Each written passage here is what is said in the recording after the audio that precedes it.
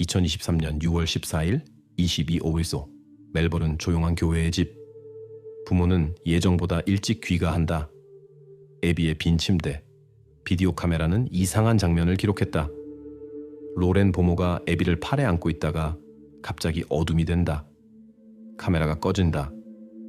보안 시스템은 온전하고 침입 흔적은 없다. 아이는 그저 사라졌다. 마치 공기 중에 녹아든 것처럼. 이 사건은 정확히 23년 0일에 경찰에 걸려온 전화로 시작되었다. 남자의 목소리, 평온하고 차가운, 단지 약간 떨리는 "우리 딸이 집에 없습니다." 주소는 명확하게 말해졌다. 운영자는 세부 사항을 다시 물었다. 경보 시스템은 손상되지 않았나요? 현관문은 잠겨 있나요? 그렇다. 모두 그렇다. 부모는 단 4시간 동안만 집을 비웠다. 일정보다 일찍 돌아왔다. 너무 조용한 저녁이었다. 고양이는 세탁실에 갇혀 있었는데 그곳에 절대 가두지 않는다. 누군가 분명히 집을 떠나며 문을 닫았다. 이것이 첫 번째 의심이다. 경찰은 정확히 7분 후에 도착한다. 침묵, 질서, 싸움의 흔적은 없다. 물건들은 제자리에 있다. 그리고 하나의 작지만 핵심적인 세부 사항. 내부 와이파이 카메라가 25일13의 마지막 장면을 기록했다. 보모 로렌 P가 애비를 팔에 안고 있다. 몇 초 후 카메라가 꺼진다. 네트워크 로그에 따르면 전원이 수동으로 꺼졌다. 라우터에 기록된 마지막 에메크 주소는 로렌의 스마트폰에 속한다. 그녀가 그 순간에 무엇을 하고 있었는지는 알 수 없다. 맞은편 이웃인 게러 씨는 경찰에게 저녁 내내 집을 관찰했으며 보모의 차인 현대 코나가 부지를 떠나는 것을 보지 못했다고 알린다. 이는 22기34에 차량을 기록한 시티링크 유료 도로 데이터와 모순된다. 누군가 실수하고 있거나 누군가 거짓말을 하고 있다. 수사 초기 몇 시간 동안 드러난 세부 사항들은 아직 단편적이다. 그러나 그중 일부는 나중에 결정적이 될 것이다. 예를 들어 세탁실에 갇힌 가족의 작은 고양이. 중요한 것은 이 공간의 문이 우연히 닫힐 수 없다는 것이다. 인간의 손이 필요하다. 누군가 집을 떠나며 고의로 문을 닫았다. 아마도 고양이가 그곳에 있어서는 안 될 사람을 따라가지 못하게 하기 위해서일 것이다. 또 다른 세부 사항. 와이파이 네트워크 로그. 2214에 로렌의 스마트폰이 네트워크에서 연결이 끊겼다. 이는 카메라와 마지막으로 접촉한 사람이 바로 로렌이었음을 확인한다. 보모가 왜 카메라를 꺼야 했는지는 아직 명확하지 않다. 또 다른 수수께끼가 있다. 게러 씨. 그는 밤새 집을 지켜본 유일한 이웃이다. 보모의 차가 어디로도 나가지 않았다고 주장한다. 그런데 왜 시티링크가 출차를 기록했을까? 두 증언 중 하나는 거짓이다. 경찰이 첫 증거를 조사할 때 두 사람이 주목받게 된다. 첫 번째, 명백한 인물은 보모 로렌 P 자신이다. 그녀는 부재한 부모 외의 집에 있던 유일한 성인이다. 카메라는 애비를 안고 있는 그녀의 실루엣을 보여준다. 그녀의 스마트폰이 와이파이 네트워크에서 마지막으로 연결이 끊겼고 그녀의 차량이 실종 직후 유료 도로에 기록되었다. 그러나 두 번째 사람이 있는데 그의 증언이 의문을 불러일으킨다. 이웃 게러 씨. 그는 차가 부지를 떠나지 않았다고 너무 강력하게 주장한다. 이 모순은 너무 강해서 경찰이 무시할 수 없다. 하지만 게럿이 무엇을 숨기고 있는지는 아직 이해하기 어렵다. 현재로서는 그는 단지 목격자일 뿐이지만 그의 말은 이미 조심스럽게 받아들여지고 있다. 어떤 수사에서도 첫 번째 실수는 불가피하다. 젊은 경찰관이 중요해 보이는 세부 사항을 발견한다. 게럿은 자신의 감시 카메라 때문에 시간을 착각했을 수 있다. 게럿 씨의 카메라 시계가 12분 늦는 것으로 밝혀졌다. 이것은 그의 증언의 불일치를 설명하는 중요한 요소로 보인다. 아마도 그는 차량이 떠나는 순간을 놓쳤을 것이다. 수사는 일시적으로 이 버전으로 기울어진다. 게럿은 목격자 상태를 유지하고 의심은 로렌 쪽으로 이동한다. 비디오 녹화와 와이파이 로그는 이웃의 잘못된 시계보다 더 강력한 그녀 쪽의 증거이다. 그러나 이 버전은 최종적이기에는 너무 피상적이다. 2259 부모의 첫 전화 몇 분 후 공공 서비스 번호로 또 다른 전화가 걸려온다. 음성은 마치 의도적으로 장치를 통해 통과된 것처럼 왜곡되어 있다. 말은 짧고 기계적이다. 그녀는 안전합니다. 경찰에 전화하지 마세요. 이 순간 배경에서 간신히 구별할 수 있는 소리가 들린다. 조용한 울음소리. 그러나 운영자가 전화의 정확한 위치를 파악하기 전에 라인이 즉시 끊어진다. 익명자는 감정 없이 말하고 마치 지시사항을 읽는 것처럼 보인다. 이것은 수사의 방향을 완전히 바꾼다. 이제 한 가지는 분명하다. 사건은 처음에 보였던 것처럼 그렇게 단순하지 않다. 여기에는 분명히 보모와 이웃 외에 다른 누군가가 관여하고 있다. 경찰은 빠르게 재편성한다. 수사는 두 개의 병렬 가지로 나뉜다. 첫 번째 그룹은 실종과 거의 동시에 사라진 보모 로렌을 긴급히 수색하기 시작한다. 두 번째 그룹은 익명 전화의 출처를 조사한다.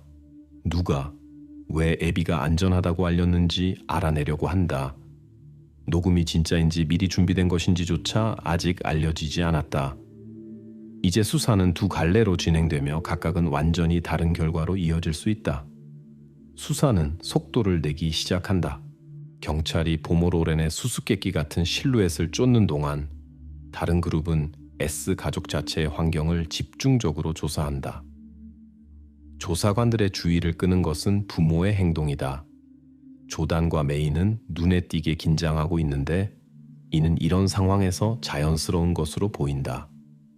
그러나 경찰이 상황 분석을 더 진행할수록 부부가 언급하기를 꺼리는 순간들이 더 자주 발생한다. 첫 번째 단서는 조사관들이 부모의 모바일 기기에서 메시지를 확인할 때 우연히 발견된다. 경찰 기술자는 애비의 실종 하루 전에 메이가 보낸 문자 체인을 발견한다.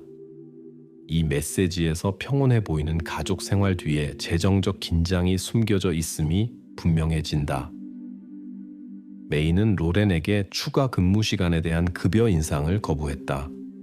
답변은 직접적이고 단호했다. 로렌, 당신은 미리 조건을 알고 있었어요. 우리는 합의한 만큼만 정확히 지불합니다. 예외 없이. 이 메이의 메시지 뒤에는 같은 날 사건 몇 시간 전에 로렌에게 보낸 조단의 문자가 이어진다. 오늘 이심산섬까지 아이를 봐주세요. 중요합니다. 비즈니스 저녁 식사가 있어서 늦어집니다. 추가 시간은 나중에 지불하겠습니다. 그러나 그는 새로운 요율에 대한 설명이나 약속을 제공하지 않는다. 이것은 분명히 그의 아내의 말과 모순된다.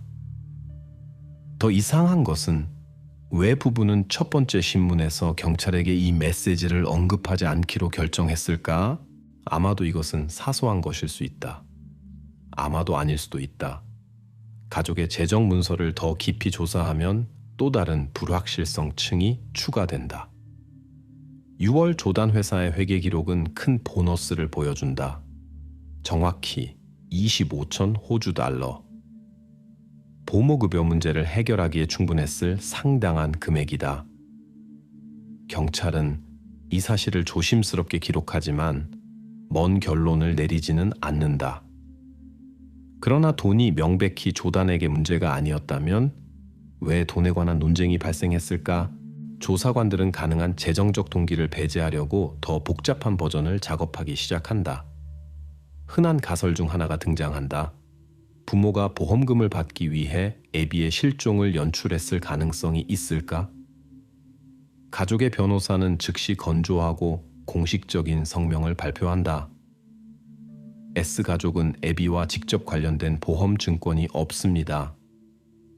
그들은 이 슬픈 사건으로부터 재정적 이득을 얻을 계획이나 가능성이 없습니다. 성명은 설득력 있고 간결하게 들린다.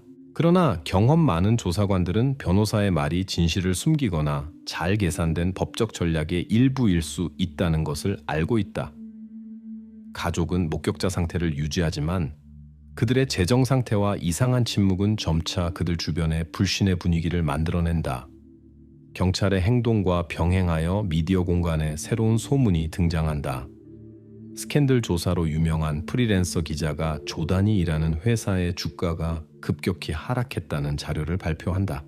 기자의 버전에 따르면 조단은 소란스러운 가족 사건을 이용하여 언론과 금융 분석가들의 관심을 회사의 문제로부터 돌릴 수 있었다. 기사는 소셜 미디어에서 빠르게 퍼져 대중의 관심을 높인다. 그러나 출판물에는 구체적인 증거가 없다. 단지 일치, 의심, 익명 소스의 연쇄일 뿐이다. 경찰은 이 자료를 절제된 태도로 받아들인다. 수사는 이런 신호를 무시할 수 없지만 기자의 추측을 완전히 신뢰할 준비도 되어 있지 않다. 경찰은 공식 논평을 내지 않고 기자는 새로운 센세이션으로 넘어가면서 관심을 잃는다. 그럼에도 불구하고 S가족을 둘러싼 분위기에는 발생하는 일에 대한 사회의 태도에 영향을 미칠 수 있는 약간의 스캔들 색조가 나타난다. 재정적 미묘함과 가족 모순에 집중되어 있는 동안 완전히 새로운 증거가 예기치 않게 나타난다. 조사관 중 한 명이 비디오 녹화를 다시 보면서 중요한 순간을 발견한다. 거실에는 내장 비디오 카메라가 있는 야간 조명이 있는데 가족이 거의 사용하지 않았기 때문에 이전에는 중요하지 않다고 여겨졌다. 카메라가 여전히 작동하고 있었고 2020에 찍은 장면을 기록했다는 것이 밝혀졌다. 메인 와이파이 카메라가 꺼진 후 단 7분 후 녹화에는 로렌과 전혀 닮지 않은 남성 형태가 명확하게 보인다. 사람은 키가 더 크고 다른 스타일의 재킷을 입고 있다. 얼굴을 알아볼 수는 없지만 한 가지는 분명하다. 애비가 사라진 저녁에 집에 또 다른 누군가가 있었다. 이것은 수사의 세력 균형을 급격히 변화시킨다. 지금까지 경찰은 주로 보모에 초점을 맞추었다. 이제 분명해진 것은 가족이 알아채지 못했거나 언급하지 않기로 결정한 또 다른 누군가가 있다는 것이다. 이 사람이 경보 시스템을 방해하지 않고 명백한 침입 흔적을 남기지 않고 집에 어떻게 들어갔는지는 아직 불분명하다. 조사관들은 즉시 야간 조명 녹화를 심층 디지털 분석에 보내어 알 수 없는 사람의 외모, 세부 사항을 복원한다. 병행하여 경찰은 조단과 메일을 재신문에 소환하여 수사에 새로운 사실이 있을 때 그들이 무슨 말을 할지 확인할 계획이다. 경찰의 질문은 부모가 언급하지 않기로 선택한 발견된 세부 사항을 고려하여 다르게 들릴 것이다. 이른 아침, 수사가 이미 알려진 방향으로 진행되는 것처럼 보일 때 사건의 급격한 반전이 일어난다. 0758 드론을 이용한 밤새 끊임없는 수색 후 드론 중 하나의 열화상 카메라가 도로에서 약 1km 떨어진 덤불에서 약한 열원을 감지한다. 즉시 조사관 그룹이 현장으로 파견되고 그들은 사건의 전체 과정을 바꾼 것을 빠르게 발견한다. 그것은 이동식 캥거루 캐리어였고 애비와 함께 사라진 바로 그것이었다. 캐리어는 마치 의도적으로 외부인의 눈에 숨겨져 있지만 공중에서 쉽게 발견될 수 있는 은밀한 장소에 놓인 것처럼 깔끔하게 놓여 있었다. 경찰과 함께 현장에 도착한 법의학 의사는 즉시 캐리어의 천이 완전히 건조하다고 지적했다. 밤새 비가 오지 않았으므로 캐리어는 우연히 또는 서두르지 않고 이곳에 놓인 것이 분명했다. 누군가 의도적으로 이 장소를 선택했다. 발견 당시 애비의 천은 35.4딕스아스로 낮아져 있었다. 그녀는 살아 있었지만 분명히 이곳에서 몇 시간을 보냈다. 왜 캐리어를 놓은 사람이 모든 것이 훨씬 더 안전하고 믿을 수 있는 자신의 차가 아닌 덤불을 선택했는지 조사관들은 알아내야 할 것이다. 현재로서는 수수께끼로 남아있다. 캐리어 옆에서 경찰은 회색 건축용 테이프로 밀봉된 눈에 띄지 않는 비닐봉지를 발견했다. 봉지 안에는 저렴한 일회용 휴대폰과 여러 번 접힌 종이 한 장이 있었다. 종이에는 SMS 초안처럼 보이는 짧은 메시지가 적혀 있었다. 300K 아니면 언론에 전화할 것임.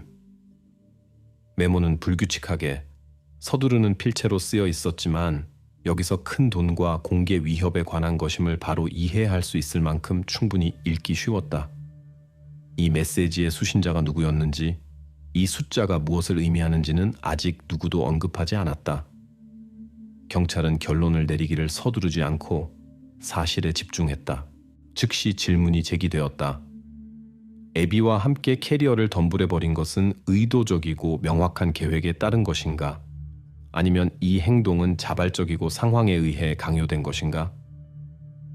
이 질문에 대한 답은 발견 장소의 1차 검사 후 법의학 전문가가 제공했다. 그에 따르면 천의 상태와 전반적인 상황 그림은 캐리어가 의식적으로 서두름이나 혼란 없이 놓였음을 나타냈다. 장소는 미리 선택되었다. 덤불이 도로에서 멀리 떨어져 있다는 사실조차도 행동의 계획성을 말해 주었다. 이 주장은 즉시 상황에 대한 인식을 바꾸었다. 누군가는 분명히 캐리어가 발견되기를 원했다. 그러나 왜 이런 방식으로, 왜 이곳에, 수사는 나중에 알아내야 할 것이다. 경찰은 동기에 대한 어떤 논평도 제공하지 않은 채 이 사실을 기록했다. 캐리어와 봉지 발견을 담당한 그룹을 이끌던 윌크스 수사관은 즉시 자신의 가설을 제안했다. 휴대폰과 메모는 단지 주의를 돌리는 미끼일 뿐이다. 윌크스는 납치범이 아마도 2명일 것이라는 의견을 표현했다. 이것이 이전 모든 사건의 복잡성과 모호함을 설명할 수 있을 것이다. 그는 자신의 그룹에게 즉시 로렌의 모든 이전 고용주를 확인하라고 지시했다. 그의 관점에서 보모는 혼자 행동할 수 없었다. 분명히 그녀의 이전 직장에서 알게 된 누군가가 갈취에 관련되어 있을 수 있었다. 수사는 이 버전을 고려했고 잠재적 인물의 목록을 빠르게 작성했다. 그러나 구체적인 이름이나 성은 언론이나 대중에게 공개되지 않았고 이 작업은 비공개로 진행되었다. 그러나 곧 윌크스의 버전은 의심받게 될 것이다. 한편 범죄 과학자 실험실에서는 납치에 여러 참가자가 있다는 가설을 빠르게 무효화하는 일이 벌어졌다. 전문가들은 봉지와 밀봉에 사용된 테이프를 면밀히 조사했다. 접착 표면에서는 로렌 P 자신의 것인 단 하나의 뚜렷한 지문만 발견되었다. 이것은 매우 중요한 순간이었다. 봉지에서는 다른 사람의 흔적이나 DNA가 발견되지 않았다. 오직 로렌의 흔적만이 봉지와 전화기에서 발견되었다는 사실은 용의자 범위를 급격히 제한했다. 로렌이 혼자 행동한 것으로 보인다. 비록 이 확인이 공모자에 대한 이론을 폐기했지만 경찰은 최종 결론을 내리기를 서두르지 않았다. 너무 많은 미해결 질문들이 남아 있었고 지문 하나를 발견한 것만으로는 완전히 수수께끼를 풀 수 없었다. 이제 수사그룹은 전술을 바꾸었다. 로렌의 정체성뿐만 아니라 그녀의 재정 이력도 의심을 받게 되었다. 경찰은 보모의 은행 계좌와 디지털 지갑에 대한 확장된 접근을 요청한다. 이전에 확인된 소액 대출은 새로운 수사 방향의 출발점이 되었다. 조사관들은 거래, 특히 북메이커 애플리케이션을 통한 거래를 조사하기 시작했다. 이 데이터는 로렌의 행동 동기 이해에 상당한 영향을 미칠 수 있었다. 체포 시점에 경찰은 이미 모든 것을 알고 있었다. 로렌의 계획은 간단하고 직선적이었다. 애비를 몇 시간 동안 데려가서 집 근처에 숨기고 아침을 기다렸다가 큰 금액을 요구하는 메시지를 보내는 것이었다. 300천 호주 달러라는 숫자는 우연히 선택된 것이 아니었다. S가족이 법 집행 기관이나 은행 구조의 주의를 끌지 않고 감당할 수 있는 정도의 금액이었다. 이것은 일회용 전화기가 든 봉지에서 이전에 발견된 메모를 설명한다. 수사를 혼란스럽게 하고 알 수 없는 제3자에 대한 의심을 던진 수수께끼 같은 남자 그림자는 비디오 감시 전문가에 의해 완전히 설명되었다. 그림자는 단순한 광학적 왜곡인 것으로 밝혀졌다. 거실 창문 유리에 우연히 비친 조단 자신의 반사였다. 디지털 분석은 이 가설을 완전히 확인했다. 추가적인 인물이나 두 번째 참가자는 존재하지 않았다. 모든 증거의 연쇄는 전적으로 보모에게만 이어졌다. 로렌이 자신의 알리바이를 제공하려고 시도한 미리 준비된 인스타그램 사진은 가짜로 밝혀졌다. 사진의 메타데이터는 타임스탬프 에디터 애플리케이션을 사용하여 다시 작성되었다. 위조는 능숙하게 수행되었지만 기술 전문가들은 디지털 흔적의 조작을 빠르게 발견했다. 이 순간 로렌의 버전은 완전히 무너졌다. 로렌의 은행 거래에 대한 완전한 접근 권한을 얻은 후 경찰은 범죄 동기의 명확한 그림을 복원했다. 부채 금액은 상당했다. 호주 축구 리그 AFL. 게임의 북메이커 애플리케이션을 통한 베팅에 짧은 기간 동안 사용된 14,500 호주 달러. 로렌의 신용카드는 이미 정기적인 미납으로 인해 은행에 의해 동결되었으며 이는 금융보고서와 은행 명세서로 확인되었다. 6월 14일 아침 S 가족에서의 근무일 시작 몇 시간 전에 로렌은 도시 외곽의 작은 전자제품 상점에서 현금으로 일회용 전화기를 구입했다. 이 장치로 돈을 요구하는 메시지를 보낼 계획이었다. 보모는 모든 것이 순조롭게 진행되고 아무도 의심하지 않기를 바라며 전화기와 메모를 미리 준비했다. 그러나 현실은 빠르게 그녀의 계획을 변경했다. 애비와 함께 있는 캥거루 캐리어가 덤불에 놓인 것은 우연이 아니라 의도적이고 냉정하게 계산된 것이었다. 로렌이 밤에 자신의 차량의 온도가 10도 이하로 떨어질 것을 깨달았을 때 그녀는 애비의 생체 신호가 급격히 악화되면 부모의 앱에 연결된 애비의 의료 센서가 작동하여 경보를 울릴 수 있다는 것을 깨달았다. 로렌은 자신이 돈 요구를 보내기 전에 경보가 울리는 것을 허용할 수 없었다. 그래서 아침에는 쉽게 찾을 수 있지만 필요한 것보다 일찍 찾을 수는 없는 덤불 속 은신처가 선택되었다. 결말은 빠르고 불가피하게 왔다. 6월 16일 오전 13:14 특수부대가 신속하게 게일스톤에 있는 임대주택에 침입했는데 이는 로렌이 일주일 전에 예약한 바로 그 집이었다. 보모는 자신의 죄의 주요 요소인 일회용 휴대폰을 파괴하려고 욕실에 자신을 가두려고 시도했다. 이를 위해 그녀는 디지털 장치가 빠르게 용해되는 파이프 청소용 산을 미리 준비해 두었다. 그러나 경찰은 로렌이 계획을 완료하기 전에 더 빠르게 행동했다. 장치는 부분적으로 손상되었지만 디지털 범죄학자들은 데이터를 복원하여 계획된 갈취를 확인할 수 있었다.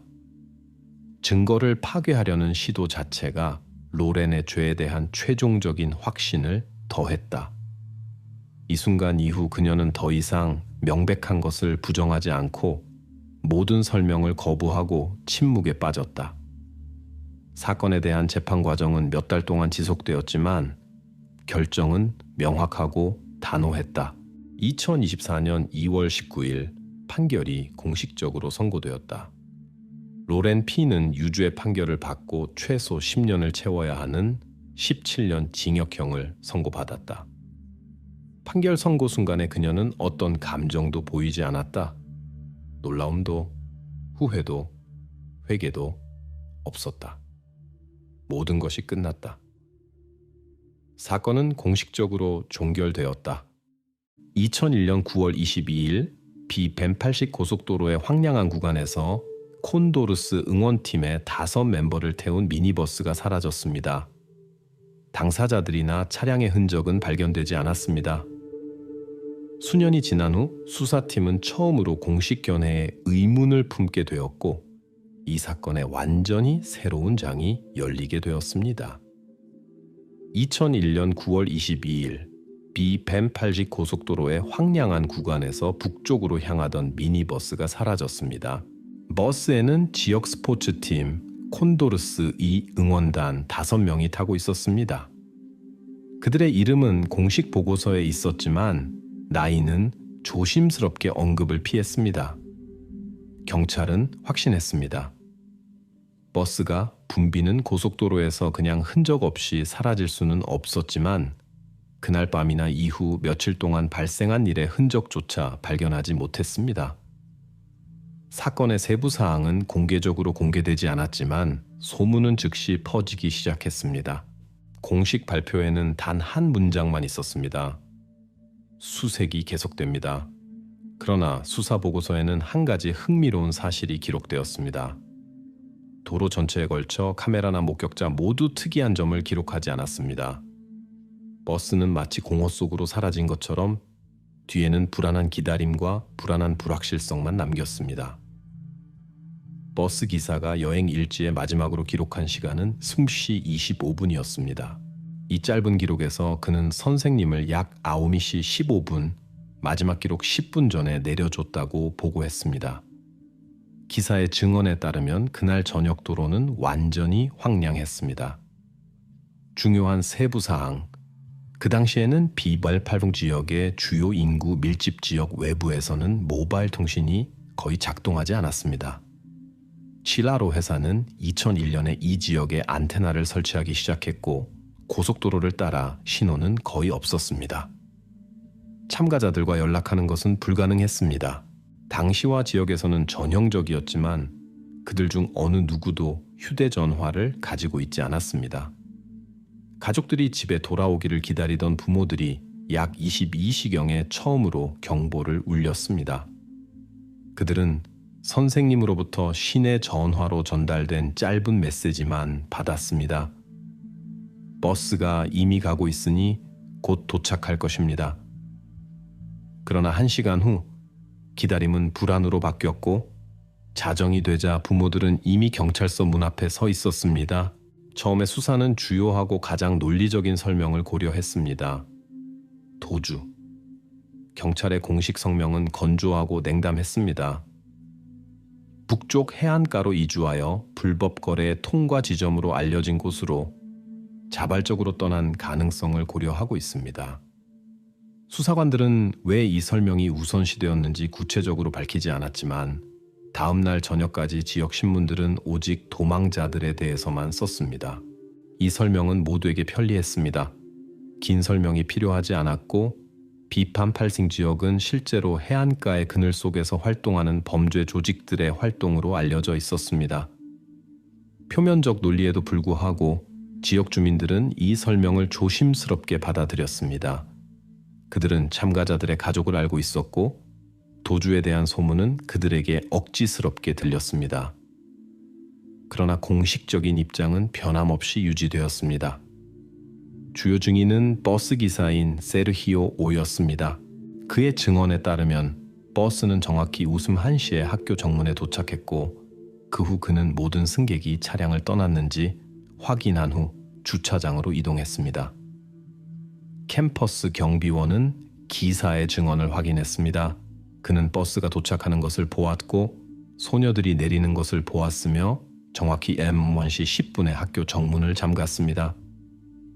이 증언들은 기본이 되었고 수사는 이를 의심할 이유가 없었습니다. 서류와 여행 일지의 확인은 기사의 말이 경비원으로부터 얻은 공식 정보와 일치함을 확인했습니다.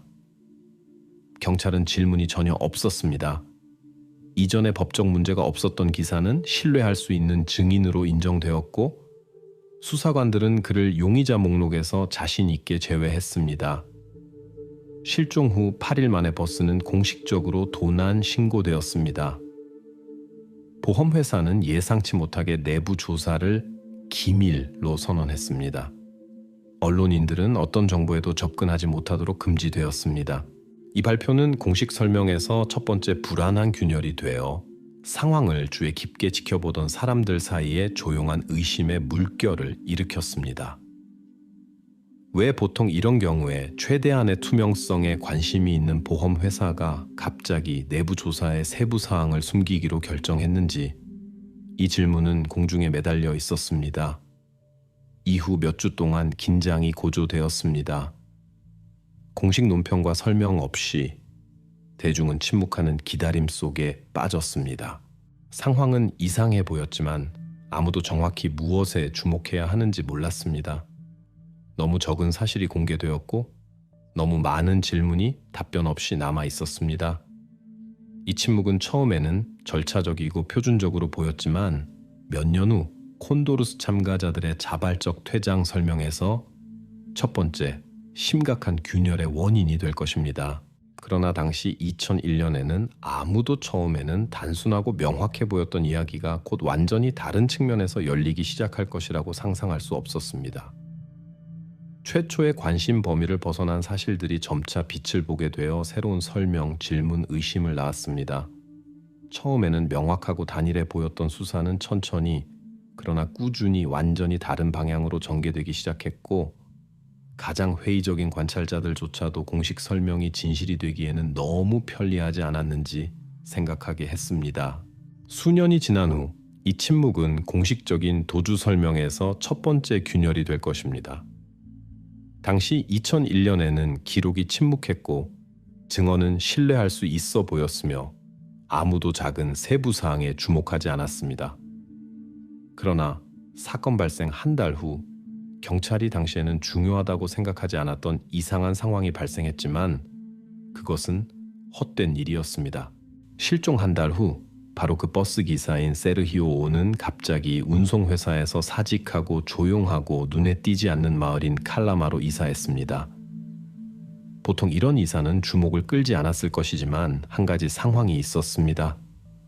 사직할 때 그는 의무적인 건강검진을 자발적으로 거부했습니다. 세르히오는 사실상 간단한 혈액 검사도 하지 않고 운전 면허증을 반납했습니다. 이 사실은 경찰에 의해 공개되지 않았고 신문에도 실리지 않았습니다. 그러나 바로 이 세부 사항이 나중에 사건 자료를 검토하는 사람들을 오랫동안 불안하게 할 것입니다. 왜 표면적으로 완벽해 보이는 평판을 가진 운전기사가 그렇게 급하게 도시를 떠나고 전문적인 활동에 대한 권리를 포기하는 것일까요? 이 행동은 당시에는 눈에 띄지 않았지만 수년 후 공식 설명을 재검토하는 데 중요한 세부 사항이 될 것입니다. 세르히오 오가 일했던 안데스 투어스 운송회사의 기록보관소에는 사건 발생 2달 전인 2001년 7월에 작성된 눈에 띄지 않는 문서가 여러 해 동안 보관되어 있었습니다. 이 문서는 다른 팀의 젊은 여성 운동선수들을 수송하던 중 외딴도로 구간에서 속도 위반으로 인한 운전기사에 대한 징계 기록이었습니다. 중요한 점은 당시 그가 구두 경고만 받았고 사건은 빠르게 무마되었다는 것입니다. 2001년 경찰과 수사팀에게 이 사실은 운전기사의 평판을 심각하게 제고할 만큼 중요하거나 충분하지 않아 보였습니다. 결국 그의 인격평가는 긍정적이었고 이것은 그의 전체 경력에서 알려진 유일한 징계 위반 사건이었습니다. 그러나 문서는 조용히 서류철에서 먼지를 쌓으며 때가 오기를 기다리고 있었습니다. 2001년 운전기사의 첫 번째이자 유일한 조사에서 수사관은 세르히오에게 실종 당일 그의 신체 상태에 대한 질문을 했습니다. 기록은 건조하게 운전기사의 말을 기록합니다. 만성 편두통을 앓고 있었고 발작이 운전 중 제 상태에 영향을 미칠 수 있었습니다. 그러나 수사팀이 철저히 조사한 그의 의료 기록에는 편두통에 대한 언급이 전혀 없었습니다. 그의 말을 뒷받침하는 의료 문서는 완전히 부재했습니다. 경찰은 당시 이 사실에 특별한 중요성을 부여하지 않았습니다. 운전기사에게는 비정상적인 행동의 징후가 없었고 목격자들은 사건 당일 그가 완전히 정상적으로 보였다고 확인했습니다. 그의 구두 증언과 문서 사이의 모순은 추가 확인이나 질문 없이 남겨졌습니다. 이 작은 모순도 공개를 기다리며 보관 기록에 남아 있었습니다. 실종 사건을 담당한 주요 수사관은 리라라는 성을 가진 경험 많은 경찰관이었습니다. 리라는 후에 운전기사를 변호하는 주요 농어가 될 핵심 보고서에 서명했습니다. 교대 근무 운전기사의 일반적인 정서적 소진 징후. 이 보고서에는 범죄에 대한 암시조차 없었고 세르히오는 용의자 범위에서 완전히 제외되었습니다. 수사관의 결론은 설득력 있고 차분하게 들렸으며 경찰과 대중의 요구를 완전히 충족시켰습니다. 그의 결론은 운전기사의 신원에 대한 모든 가능한 질문을 종결하고 경찰이 그를 확인되고 깨끗한 것으로 간주하면서 앞으로 나아갈 수 있게 했습니다. 사건은 해결된 것처럼 보였습니다. 그러나 당시에는 아무도 운전기사를 의심해서 너무 명백하고 빠르게 제외한 것에 주목하지 않았습니다. 리라의 기록은 설득력 있어 보였지만 의심을 일으키기에는 너무 편리하고 너무 시기적절했습니다. 수년 후인 2019년 사건이 예기치 않게 새로운 수사위원회의 관심을 다시 끌었을 때 아무도 듣기를 기대하지 않았던 사실이 밝혀졌습니다. 운전기사에 관한 사건에 마침표를 찍은 수사관 리라는 세르히오 자신의 가족과 밀접하게 연결되어 있었습니다. 시립성당의 기록보관소에서 리라가 운전기사의 유일한 아들의 대부임을 나타내는 기록이 발견되었습니다. 이 연결은 많은 것을 의미할 수 있었습니다. 아마도 개인적인 관계가 수사관이 세르히오에 대한 수사선을 그렇게 빠르고 무조건적으로 종결하기로 한 결정에 영향을 미쳤을 것입니다. 아무도 확실히 알지 못했지만 이 연결의 발견 자체가 오래된 기록과 전체 사건에 대한 태도를 변화시켰습니다. 당시 2001년에는 이 유대 관계가 개인적이었고 수사에 공식적인 의미가 없었기 때문에 아무도 이 친밀함에 주목하지 않았습니다. 그러나 바로 이 세부 사항이 나중에 많은 사람들이 발생한 일에 대한 평가를 제고하게 할 것입니다. 그러나 당시 2001년 9월에는 이 연결 사실이 공식 문서와 기록에서 완전히 벗어나 있었습니다. 운전기사의 감정적 소진과 관련된 설명은 그럴듯하고 편리하며 무엇보다도 완벽하게 문서화된 것처럼 보였습니다. 그러나 시간이 지나면서 분명해질 것입니다. 눈에 띄지 않거나 의도적으로 무시된 그 작은 세부 사항들이 곧 표면으로 나와 이 사건을 다르게 보게 할 것입니다. 그러나 사건 발생 후 첫 몇 달 동안 공식 수사는 미래에 결정적이 될 세부 사항들을 돌아보지 않고 자신 있게 앞으로 나아갔습니다. 거의 20년 동안 비반파식 고속도로에서 버스 실종에 관한 모든 의혹은 운전기사 세르히오 오의 인물에게만 집중되었습니다. 그러나 수사가 재개되었을 때 이전에는 주목받지 않았던 완전히 예상치 못한 세부 사항이 시야에 들어왔습니다. 수사관들은 실종된 응원팀 중 한 참가자인 레나타 A의 주변 환경을 조사하기 시작했습니다. 2001년 10월 콘도르스 그룹이 실종된 공연 후 불과 일주일 만에 13세 레나타 A의 가족은 예기치 않게 아르헨티나로의 이민 신청서를 제출했습니다. 서류는 미리 준비되어 있었고 버스가 고속도로에서 흔적 없이 사라지기 정확히 7일 전에 날짜가 기재되어 있었습니다. 우연의 일치인지 준비된 계획인지 이 질문에 대해 경찰은 당시에 답을 갖고 있지 않았습니다. 그러나 거의 20년이 지난 후 이 상황은 의심을 불러일으키고 도주에 대한 공식 설명을 다르게 보게 한 새로운 중요한 사실이 되었습니다. 왜 소녀의 가족이 실종 전에 이미 이민 서류를 준비했지만 사건 직후 이를 사용하지 않고 칠레에 계속 살기로 했을까요? 레나타의 가족이 이민국에 제출한 공식 성명서에는 이유가 명시되어 있었습니다. 가족 구성원의 건강에 대한 위협. 이 표현은 즉시 수사관들의 관심을 끌었습니다.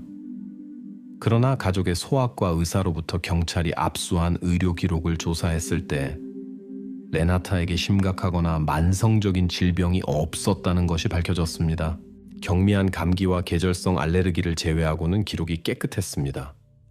이 모순된 사실은 수사를 경계하게 했습니다. 형식적으로 서류는 설득력 있고 합법적으로 보였지만 내용은 공식 의료 데이터와 모순되었습니다.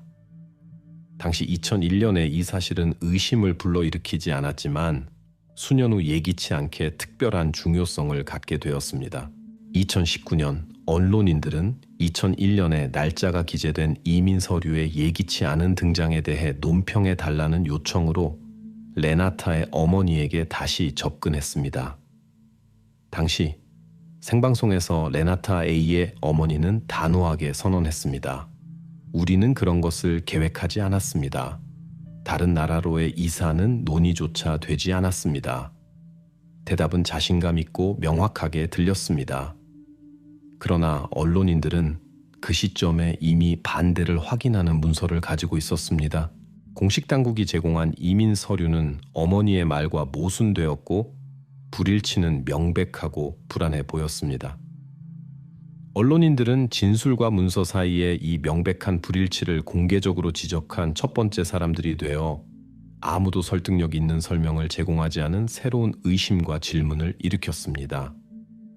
수사는 이전에는 부차적이고 중요하지 않게 보였던 자료를 다시 기록 보관소로 돌아가 주의 깊게 조사해야 했습니다. 경찰과 언론인들이 레나타의 가족을 조사하는 동안 사건 발생 직후 처음 며칠 동안 실종된 운동선수들을 찾는 데 적극적으로 도움을 준 자원봉사자 단체가 예기치 않게 경찰에 새로운 정보를 전달했습니다. 자원봉사자들은 응원팀 참가자들이 아르헨티나 국경으로 도주했다는 설을 확인하는 소문에 대해 칠레 카라비네로스에 알렸습니다. 그들의 보고에 따르면 소녀들이 실종 후 며칠 만에 국경 지역 근처에서 목격되었다고 합니다. 이 정보는 그럴듯해 보였고 경찰의 관심을 레나타의 가족에서 국경을 건너기 위해 조직된 가능한 가족 공모로 완전히 전환시켰습니다. 자원봉사자들은 자신 있게 바로 이 청소년들을 보았다고 주장하는 지역 주민들을 인용했습니다. 경찰은 즉시 확인을 조직했습니다. 그러나 새로운 수색은 결과를 내지 못했습니다.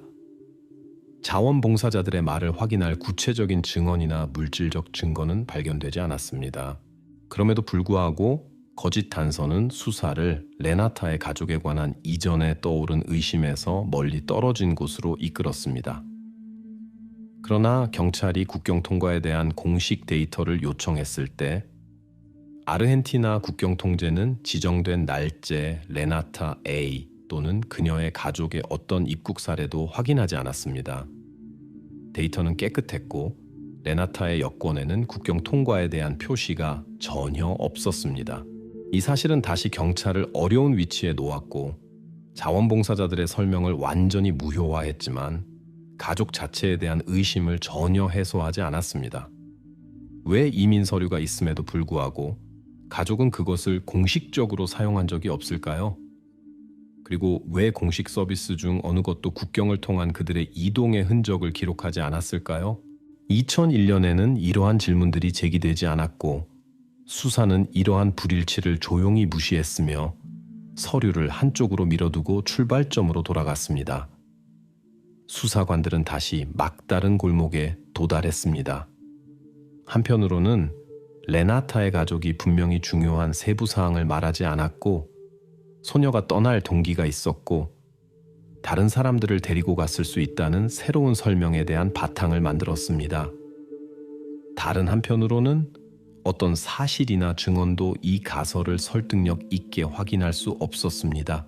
그 시점까지 수사가 축적한 문서와 공식 데이터는 혼란과 의심만 더해갔고 답변은 제공하지 않았습니다. 수사관들은 다시 출발점으로 돌아갔고 10년 전에 발생한 일에 빛을 비출 수 있는 세부 사항들이 놓쳐졌다는 것을 인정해야 했습니다. 그러나 이제 이전에는 중요하지 않게 보였던 이 세부 사항들이 그 운명적인 2001년 9월 이후 첫 며칠 동안 이루어진 모든 단계와 모든 성명을 재검토하도록 법 집행 기관을 강요했습니다.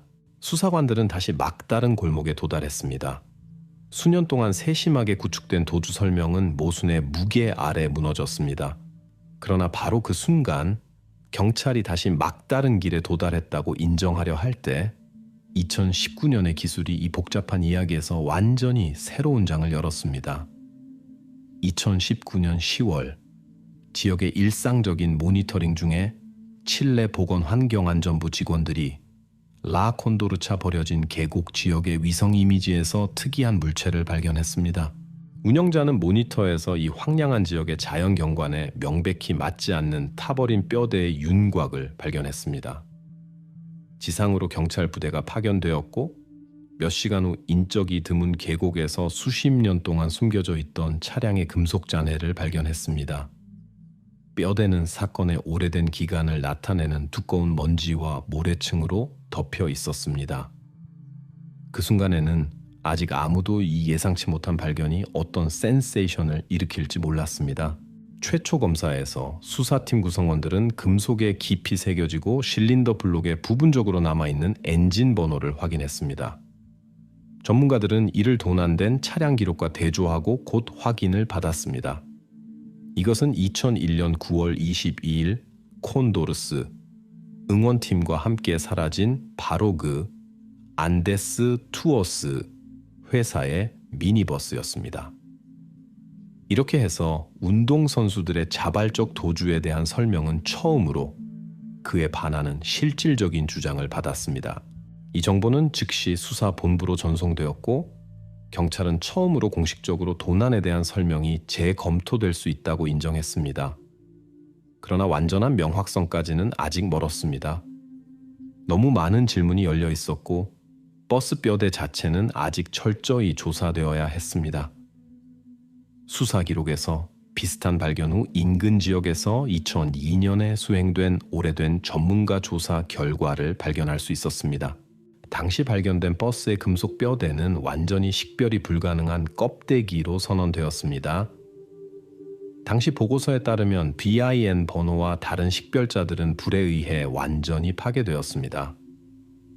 그러나 이제 2019년에 전문가들은 새로운 세대의 분광법으로 다시 돌아왔습니다. 현대 기술은 금속을 훨씬 더 깊이 보게 해주었습니다. 분석은 수사 앞에 바로 그 차량이 있다는 것을 확인하는 번호와 식별자의 잔류 스탬프를 명확하게 지적했습니다. 2002년에는 사용할 수 없었던 기술이 오래된 결론을 무효화하고 수사의 과정을 완전히 바꾸었습니다. 그러나 발견에 대한 뉴스가 발표된 직후 예상치 못한 증인이 나타났습니다. 엔리케 토로라는 정비공. 그는 언론에 타버린 버스를 알아보았고 1999년에 발생했다고 주장하는 사건을 기억한다고 말했습니다. 그의 말에 따르면 바로 이 버스가 인근 도시로 승객을 운송하는 동안 불에 탔고 그가 직접 뼈대를 해체했다고 합니다. 이 이야기는 자신감 있고 설득력 있게 들렸으며 일시적인 혼란을 일으켰습니다. 그러나 경찰이 수행한 확인은 그의 말이 거짓임을 빠르게 확인했습니다.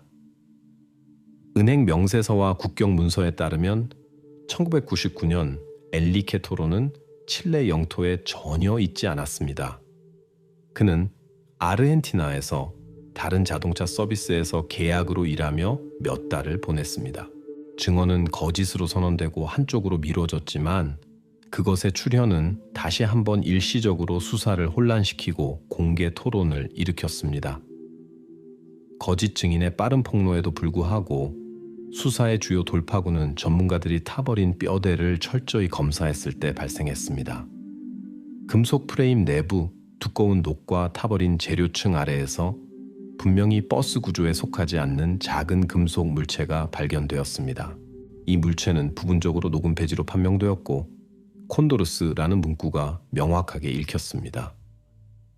배지는 알루미늄으로 만들어진 팀 엠블렘의 일부로 운동선수들의 유니폼에 봉제되어 있었습니다. 이 발견은 버스가 실제로 팀의 실종과 연관되어 있다는 실질적인 물질적 증거가 되었습니다. 타버린 배지는 거의 20년 만에 처음으로 실종에 가능한 범죄적 특성을 직접적으로 가리키며 도주 설명을 유일하고 공식적인 것으로 영원히 종결했습니다. 이 발견은 수사의 과정을 영원히 바꾸었습니다. 오랜 세월 동안 처음으로 경찰은 콘도르스 응원팀 참가자들의 자발적 퇴장에 대한 설명이 더 이상 주요 설명으로 간주될 수 없다고 공식적으로 인정했습니다. 수사는 이전에는 믿을 수 없어 보였던 새로운 의심과 설명에 길을 열면서 오래된 자료와 증언을 적극적으로 검토하기 시작했습니다.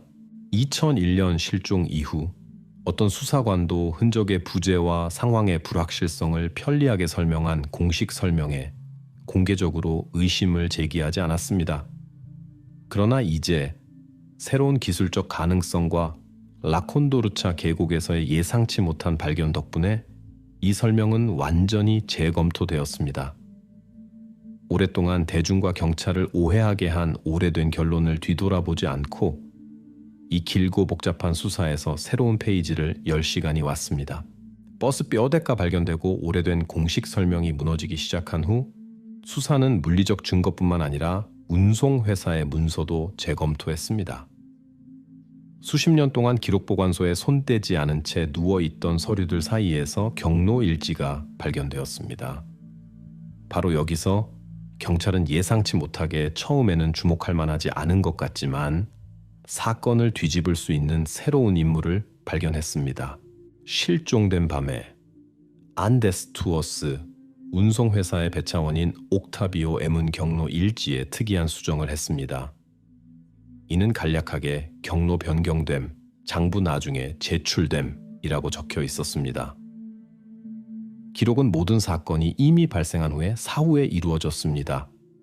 당시에는 이것이 확인이 필요 없는 일반적인 명확화로 인식되었습니다.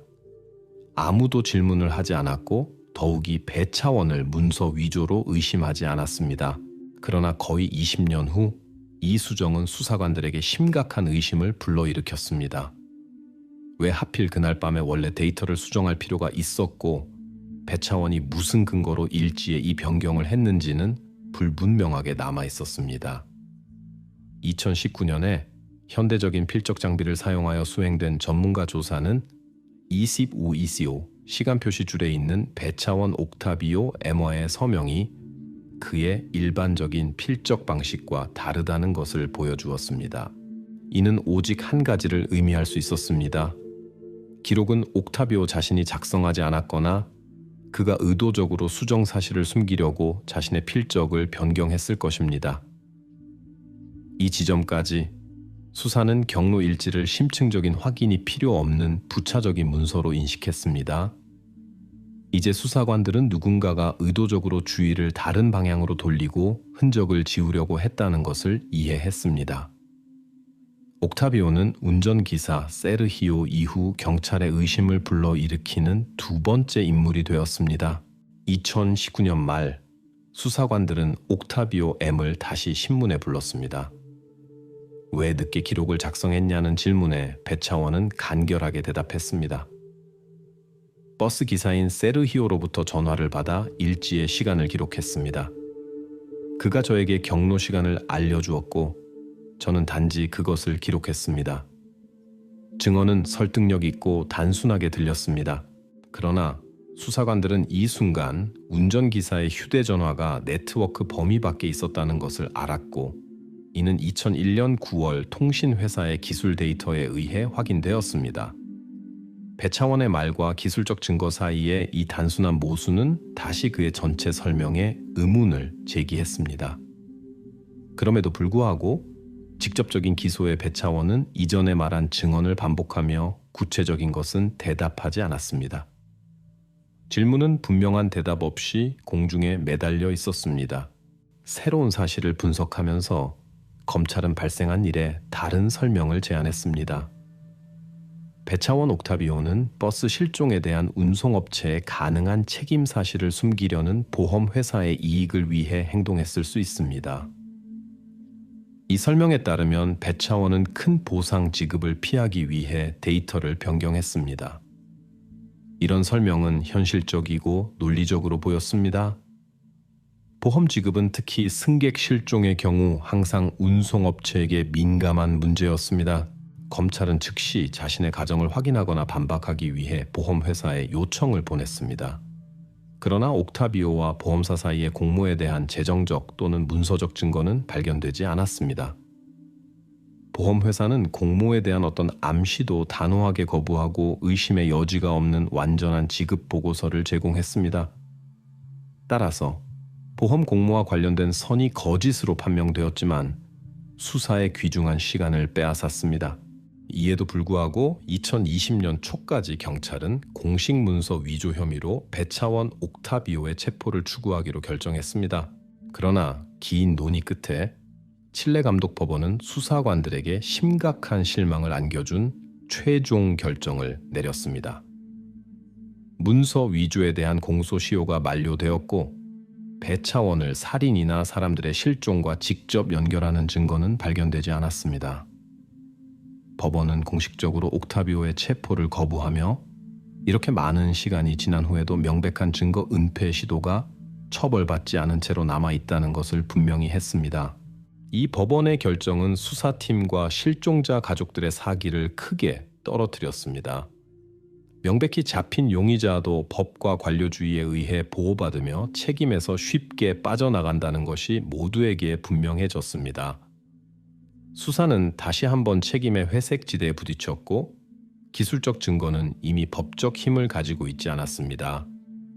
사건은 형사수사와 공소시효 사이에 불분명한 경계에 걸려 있었습니다. 그러나 법의 무력함에도 불구하고 기술적 증거는 계속 축적되며 점차 수사를 진실에 가까워지게 했습니다. 이 새로운 실패는 수사관들에게 중요한 상기가 되었습니다. 사람들을 보호하는 법이 때로는 정의의 길에 장애물이 됩니다. 의심의 중심에 있는 옥타비오는 그의 역할이 가장 회의적인 관찰자들에게도 명백해졌음에도 불구하고 공식적으로 어떤 처벌도 받지 않았습니다. 법 집행 시스템이 무력하게 팔을 들어 올리는 동안 수사관들은 계속해서 콘도르스 팀 참가자들과 함께 버스가 사라진 진정한 이유에 마침내 빛을 비출 수 있는 작은 세부 사항들을 인내심 있게 수집했습니다. 오랜 세월 동안 처음으로 수사는 증거가 없어서가 아니라 아무도 우회할 수 없는 관료적 규범 때문에 실제 범인들이 처벌에서 벗어날 수 있는 지점에 도달했습니다. 시스템은 다시 한번 자신의 무력함을 인정할 수밖에 없었고 모든 기술적 증거를 정의를 위한 새로운 기회를 기다리며 단지 종이에만 남겨두었습니다. 회사의 배차원이 처벌을 피한 후 수사관들은 다시 자료를 재검토해야 할 필요성에 직면했습니다. 그들의 관심은 점차 콘도르스 팀의 실종과 관련된 학교로 전환되었습니다. 바로 학교 기록보관소 수십 개의 회계 문서와 수업 일정 사이에서 지금까지 의심을 받지 않았던 또 다른 사람의 이름이 떠올랐습니다. 체육교사 마리솔 쥐에는 응원팀을 인솔하는 책임자로 버스가 사라진 날 아침 일찍 이키케에서 출발하는 비행기를 탔습니다. 그러나 그녀의 항공권은 보통처럼 학교에서 구매한 것이 아니라 어떤 후원자가 구매했으며 이 지불 사실은 나중에 학교 회계에서 완전히 삭제되었습니다. 이는 마리솔이 이전에는 아무도 이런 교사 자금 지원 방식을 알지 못했음에도 후원자 돈으로 떠났다는 것을 의미했습니다. 수사관들은 처음으로 학교 내부에 철저히 은폐된 부패와 마주쳤고 그녀의 조기 출발, 사실은 그녀의 진정한 동기에 의문을 제기했습니다. 재정 문서를 확인한 후 경찰은 손리아 엘티다 회사가 지불한 항공권 청구서를 발견했습니다. 칠레 등록소 기록에는 이 회사의 소유주가 마리솔 G의 친삼촌이라고 명시되어 있었습니다. 이 사실은 상업기업 등록부를 통해 완전히 확인되었고 수사관들은 처음으로 교사와 알려지지 않은 자금 출처 사이의 연결고리를 문서로 확인했습니다. 이것은 우연이나 실수처럼 보이지 않았습니다. 보통 공식적으로 등록되고 공개적으로 발표되는 후원 지원이 이번에는 철저히 숨겨졌습니다. 그러나 경찰은 즉시 마리솔을 기소할 수 없었습니다. 그녀의 동기와 증언을 철저히 확인할 필요가 있었습니다. 신문 중 마리솔 지인은 자신감 있고 차분하게 도시에서의 조기 출발을 일반적인 휴가로 설명하며 수사관들에게 다음과 같이 말했습니다. 저는 계획된 휴가가 있었고 저녁에는 중요한 행사가 없을 것을 알았기 때문에 그냥 일찍 떠나기로 결정했습니다. 그러나 학교 일정을 확인한 후 수사관들은 심각한 모순을 발견했습니다. 그녀가 떠난 바로 그날 그녀의 7A 학급에 중요한 시험이 예정되어 있었고 교사는 이를 직접 감독해야 했습니다. 이 불일치는 마리솔의 설명과 날카롭게 모순되어 그녀의 진실성과 정직성에 의문을 제기했습니다. 교사가 의도적으로 중요한 질문을 피하고 학교 문서 확인으로 쉽게 반박될 수 있는 설명을 제공하고 있다는 것이 분명했습니다. 정보 은폐의 가능한 동기를 밝히려고 시도하면서 수사관들은 삼촌으로부터의 돈이 침묵에 대한 대가일 수 있다는 가설을 제시했습니다. 경찰은 손리아 LT다 회사의 1년 동안의 은행 거래를 주의 깊게 조사하여 이 가설을 확인할 수 있는 의심스러운 송금이나 지불을 발견하려고 했습니다. 그러나 철저한 조사 후 마리솔의 삼촌 회사의 모든 지불이 학교의 공식 자선 계좌로만 전달되었다는 것이 밝혀졌습니다. 돈은 완전히 깨끗했고 교사와 후원자 사이의 부패 연결에 대한 가설은 즉시 근거를 잃었습니다. 일어난 일에 빛을 비출 수 있었던 또 다른 유망한 단서가 또 다른 막다른 길로 판명되었습니다. 직접적인 부패 증거가 없음에도 불구하고 경찰은 실종 전날의 응원팀 훈련과 관련된 모든 이용 가능한 비디오 자료에 대한 추가 검사를 실시하기로 결정했습니다. 바로 그때 학교 수업의 기록 보관소를 정기적으로 검사하는 동안 수사관들은 아무런 관심도 보이지 않을 것 같았던 훈련과 함께 오래된 비디오 테이프를 발견했습니다. 그러나 이 녹화물을 보는 동안 경찰관들은 특이한 순간을 발견했습니다. 19시 55분 운전기사가 경로 일지의 마지막 기록을 적기 30분 전에 마리솔 지에는 갑자기 녹화를 중단한 후 모든 팀원들을 빠르게 카메라 시야 밖으로 데려갔습니다. 이는 교사가 의도적으로 그 이후에 일어나는 일을 숨기려는 것처럼 의심스러워 보였습니다. 테이프는 갑자기 버스 실종 전에 일어난 사건들에 대한 새로운 관점을 열어주는 핵심 물증이 되었습니다. 이상한 비디오 녹화를 발견한 후 수사팀은 즉시 테이프를 심층 기술 분석을 위해 전달했습니다. 전문가들은 마리솔 지우의 행동과 그녀가 갑자기 녹화를 중단한 상황을 설명할 수 있는 모든 세부 사항을 복원하려고 노력하며 각 프레임을 디지털화하고 느리게 연구하기 시작했습니다.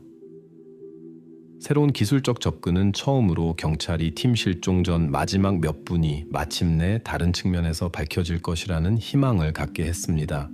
그러나 녹화가 답을 제공할 것이라는 확신은 수사에서 여전히 없었습니다. 마리솔은 여전히 수사관들이 직접적인 죄를 서둘러 씌우지 않는 불명확한 역할을 가진 인물로 남아 있었습니다. 사실들은 지금까지 그녀의 출발과 갑작스러운 자금 지원과의 이상한 일치만을 보여주었지만 그녀에 대한 직접적인 증거는 여전히 없었습니다.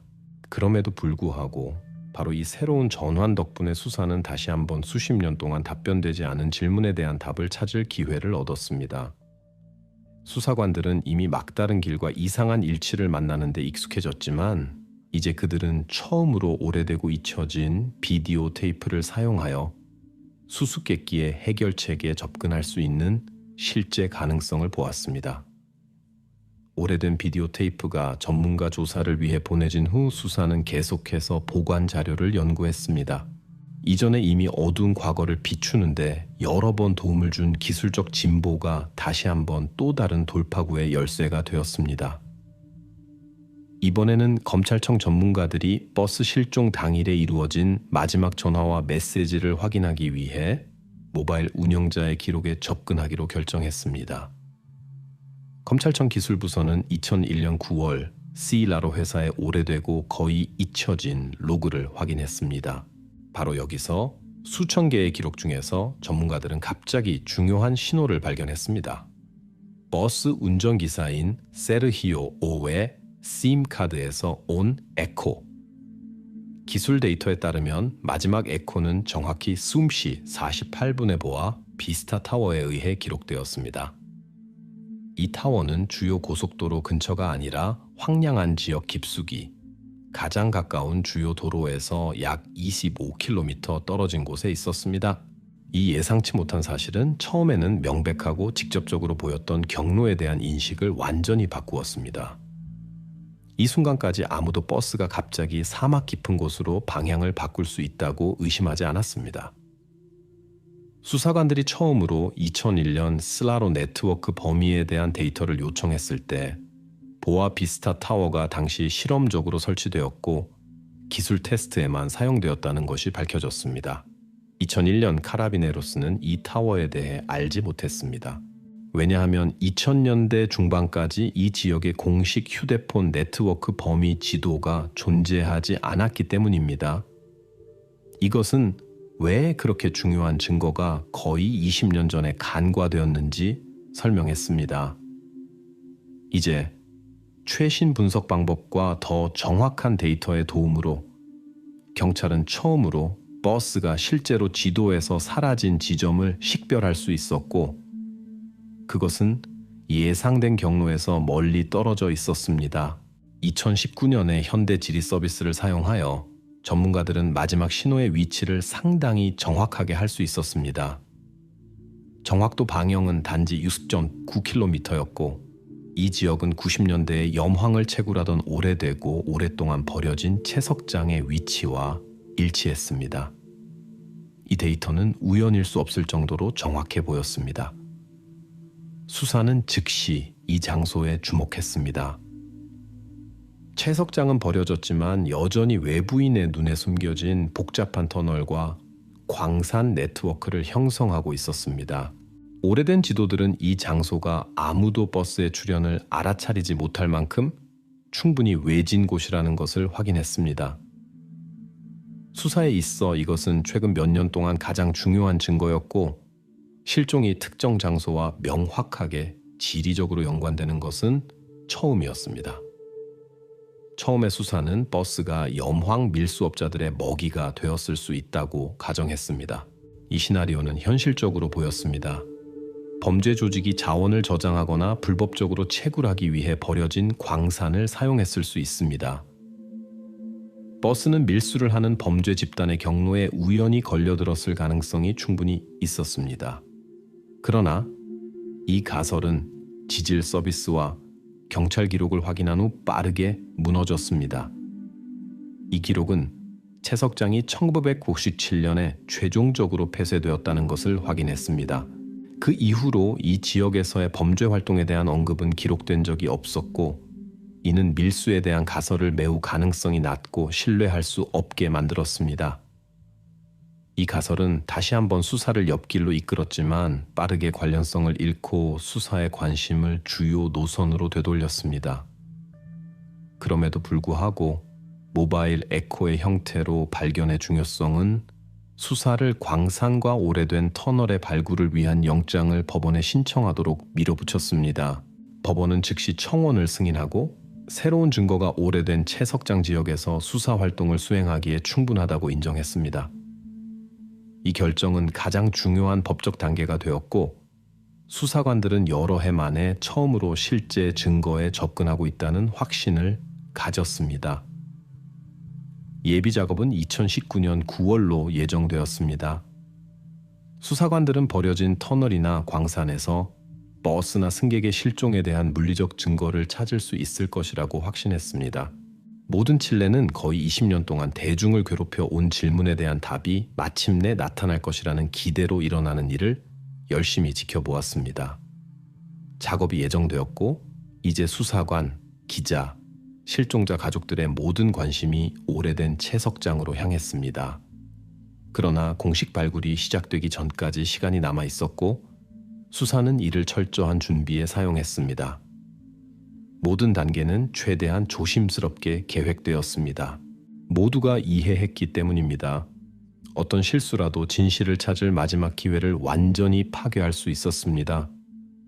수년 만에 처음으로 수사는 단순한 이론적 가설이 아니라 실제 수수께끼의 열쇠를 가지고 있었습니다. 아무도 생각하지 않았지만 이제 가장 가능성 있는 범죄 현장이 된 장소, 이것은 정확한 기술적 증거와 상세한 데이터 분석에 기반한 마지막이자 가장 중요한 희망이었습니다. 이제 모두가 이해했습니다.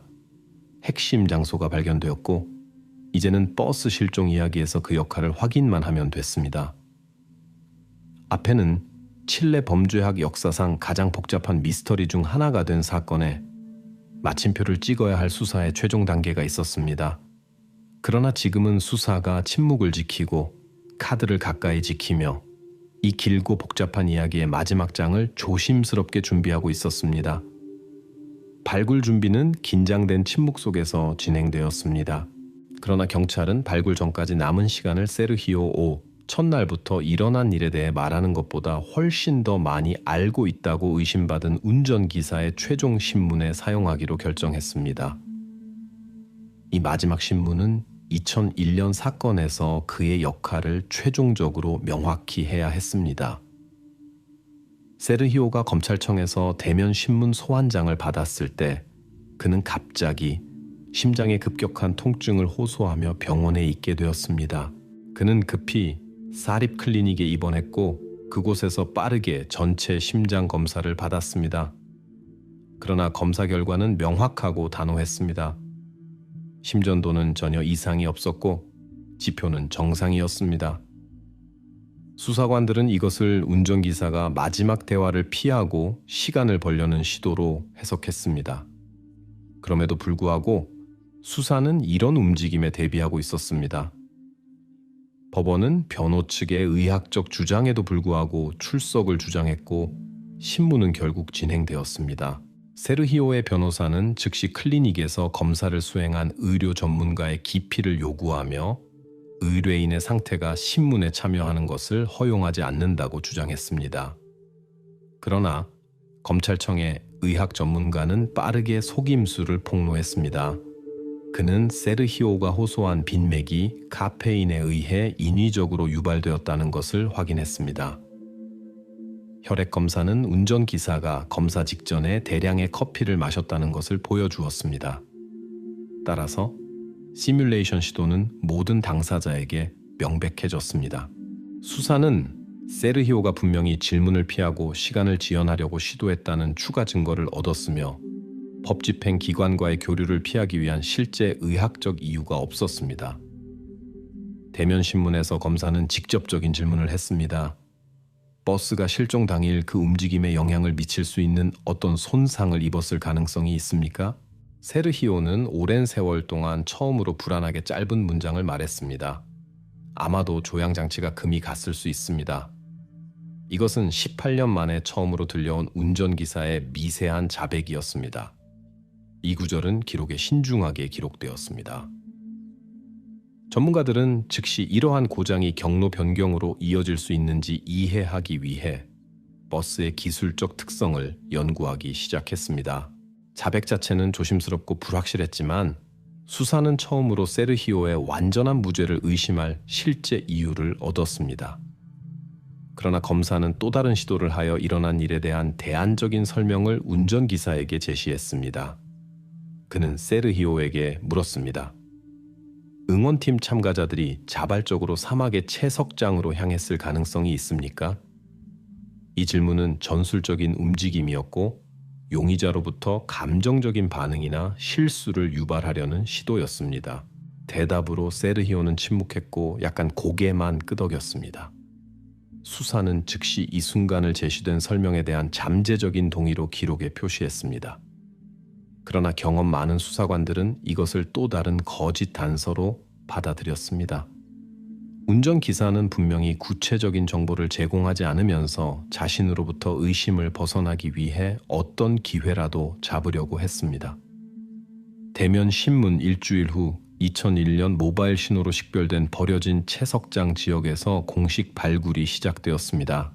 오래된 광산 중 하나의 입구를 청소하는 동안 작업자는 특이한 것을 발견했습니다. 분명히 여러 해 동안 땅 아래에 있었던 녹슨 금속 가방. 그것은 즉시 표면으로 꺼내져 전문가들의 추가 조사를 위해 방수포 위에 조심스럽게 놓여졌습니다. 이 발견은 발굴 시작 이후 첫 번째이자 가장 중요한 것이었습니다.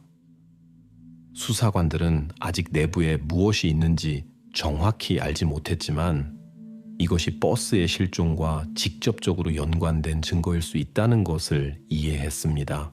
수년간의 녹과 흙층으로 덮인 금속 가방은 범죄 학자들에게 주요 대상이 되었습니다. 수사는 즉시 발견된 물질적 증거에 특별한 주의를 기울이는 엑수마치온이라는 특별 절차 모드로 전환되었습니다. 가방은 가까운 시간 내에 철저한 검사를 시작할 범죄 실험실로 조심스럽게 운송되었습니다. 검사는 가방 내용물의 정확한 세부 사항이 확인될 때까지 높은 수준의 기밀성을 선언했습니다. 경찰은 기자들에게 어떤 논평도 제공하지 않고 절대적인 침묵을 유지하며 모든 것을 엄격한 비밀로 유지했습니다. 모두가 이 발견이 수사를 거의 20년 동안 괴롭혀온 수수께끼를 최종적으로 해결할 수 있다는 것을 이해했지만 공식적으로는 아직 예측이나 추측이 발표되지 않았습니다. 수사는 최종적으로 수년간의 간접 증거와 목격자들에서 2001년 9월의 사건에 빛을 비출 수 있는 실제 물리적 물체로 초점을 옮겼습니다. 이제 수사관들의 손에는 증언뿐만 아니라 실제 물체가 있었습니다. 전문가들이 그들의 작업 결과를 발표하고 땅 깊숙이에서 발견된 오래된 금속 가방의 비밀을 밝힐 때까지 기다려야 했습니다. 바로 이 순간 수사는 오랜 세월 동안 처음으로 실제로 무슨 일이 일어났는지 이해하는 진짜 열쇠를 손에 넣으며 수수께끼의 해결책에 가까워졌습니다. 전문가들은 금속 가방을 열었고 분석 결과는 수사 전체 과정을 뒤집었습니다. 발견 몇 달 후에 열린 재판에서 칠레 범죄학 역사상 가장 유명한 사건 중 하나를 마무리한 최종 결론이 처음으로 발표되었습니다. RIT 1884N 이형 실구 사건에 관한 21페이지의 공식 법원 결론은 건조하고 엄격했습니다. 문서는 명확하고 감정 없이 사실을 진술했습니다. 사건의 원인은 안데스 투어스 회사 버스의 기계적 고장이었습니다.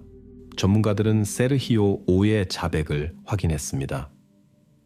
운행 중에 조향 로드가 부러졌고 그 후 운전기사는 조종 능력을 잃었습니다.